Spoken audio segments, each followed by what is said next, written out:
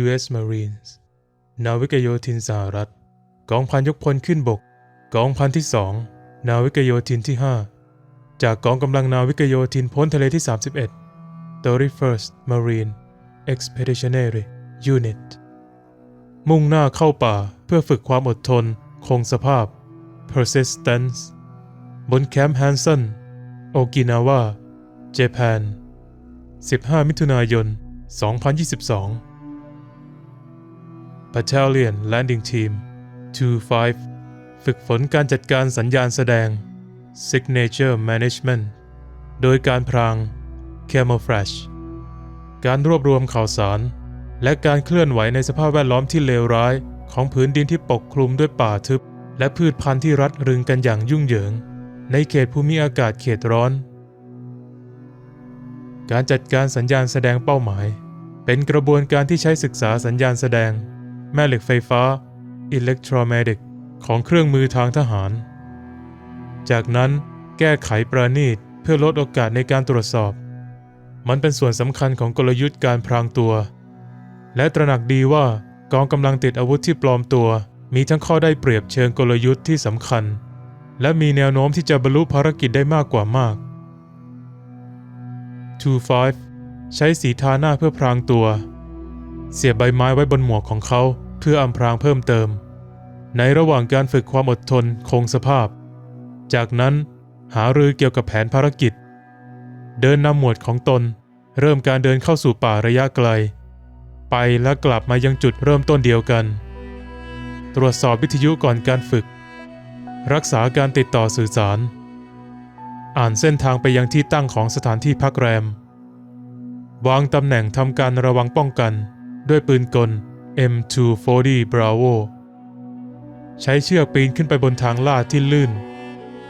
และเดินทับธุดงค์กลับหลังจากนั้น 31st Marine Expeditionary Unit เป็นหน่วยนาวิกโยธินที่ยังคงเข้าวางกำลังเป็นกองกำลังปฏิบัติการนอกประเทศเป็นส่วนหน้า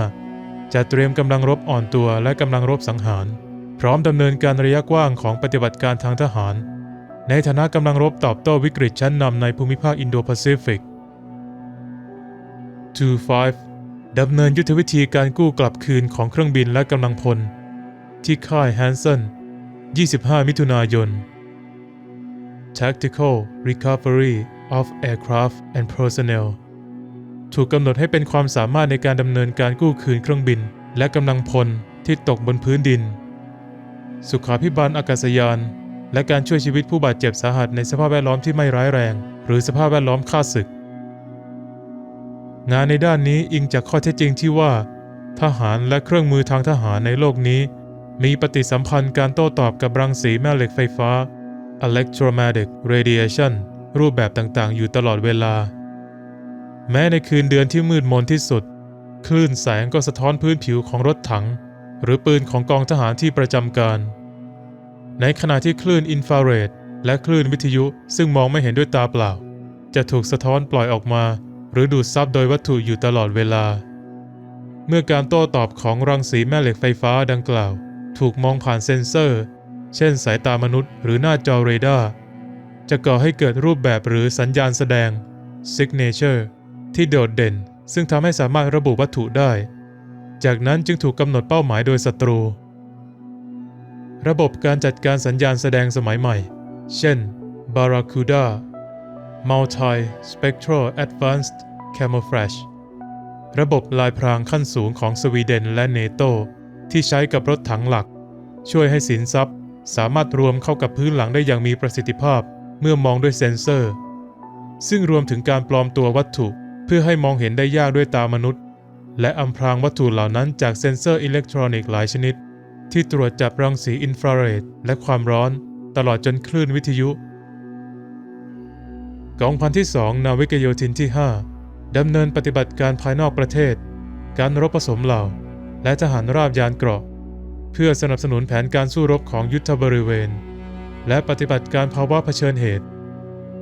25 เป็นกองพันทหารราบในกองทัพนาวิกโยธิน United States Marine Corps ประกอบด้วยเหล่านาวิกโยธินและทหารเรือ800 นายพวกเขามีที่ตั้งอยู่บนฐานนาวิกโยธินค่ายเพนโดตัน แคลิฟอร์เนีย Marine Corps Base Camp Pendleton และอยู่ภายใต้การบังคับการกรมนาวิกโยธินที่ 5 และภายใต้บัญชาการกองพลนาวิกโยธินที่ 1 First Marine Division กองพันนี้ต่อสู้ในสงครามโลกครั้งที่ 1 สงครามโลกครั้งที่ 2 สงครามเกาหลี สงครามเวียดนาม และสงครามอ่าว และเข้าวางกำลังหลายครั้งเพื่อสนับสนุนปฏิบัติการเสรีภาพอิรักและสงครามต่อต้านการก่อการร้ายในปัจจุบัน 2-5 เป็นกองพันที่ได้รับเหรียญตรามากที่สุดในนาวิกโยธิน และคติพจน์ของเขาคือ Retreat Hell ถอยทำหาอะไรไอ้นรก มีที่มาจากสนามเพลาะของฝรั่งเศสในสงครามโลกครั้งที่ 1 เมื่อนายทหารนาวิกโยธินชื่อ Lloyd W. Williams ได้รับคำแนะนำจากนายทหารฝรั่งเศสถอยกลับ แล้วตอบว่าถอยเหรอนรกเราเพิ่งมาถึงที่นี่และรบต่อไปอย่างกล้าหาญ U.S. Marine Corps Video by Lance Corporal Cesar Ronaldo Alagon Lance Corporal Kira Ducato เรียบเรียงและแปลโดยวนาลีฮันเตอร์